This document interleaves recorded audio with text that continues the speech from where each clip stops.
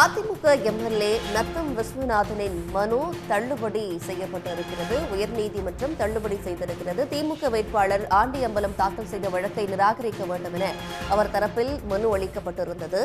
2021 தேர்தல் நத்தம் தொகுதியில் அதிமுக வேட்பாளர் நத்தம் விஸ்வநாதன் வெற்றி பெற்றதை எதிர்த்து ஆண்டி அம்பலம் வழக்கு தொடர்ந்திருந்தார். தனக்கு எதிரான தேர்தல் வழக்கை நிராகரிக்க கோரிய அதிமுக எம்எல்ஏ நத்தம் விஸ்வநாதன் மனுவை நீதிமன்றம் தள்ளுபடி செய்திருக்கிறது. விவரங்களோடு சிறப்பு செய்தியாளர் ரமேஷ்குமார் இணைகிறார். ரமேஷ்குமார், தகவல்கள் என்ன?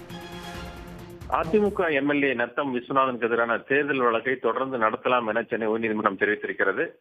தனக்கு எதிரான அந்த தேர்தல் வழக்கை நிராகரிக்க கோரிய அவர் தொடர்ந்த வழக்கை தள்ளுபடி செய்து சென்னை உயர்நீதிமன்றம் உத்தரவிட்டிருக்கிறது.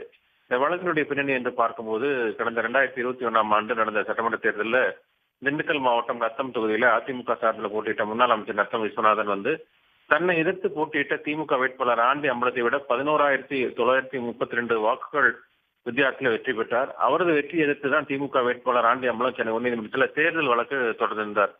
அந்த மனுவில் அதிமுக எம்எல்ஏ நத்தம் விஸ்வநாதன் தனது வேட்புமனுவில் பல தகவல்களை மறைத்துள்ளதாகவும், வாக்காளர்களுக்கு பணம் பட்டுவாடா செய்து ஊழல் நடவடிக்கை ஈடுபட்டதாகவும் அவர் தெரிவித்திருந்தார்.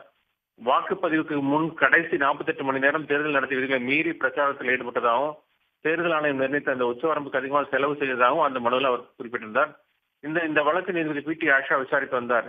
இந்த நிலையில தான் தனக்கு எதிரான அந்த தேர்தல் வழக்கு ஆரம்ப கட்டத்திலே தள்ளுபடி செய்ய வேண்டும், விசாரிக்க எந்த காரணங்களும் இல்லை என்று கூறி ஆண்டி அம்பலத்துக்கு எதிராக அந்த வழக்கை நிராகரிக்க வேண்டும் என்று நத்தம் விஸ்வநாதன் மனு தாக்கல் செய்திருந்தார்.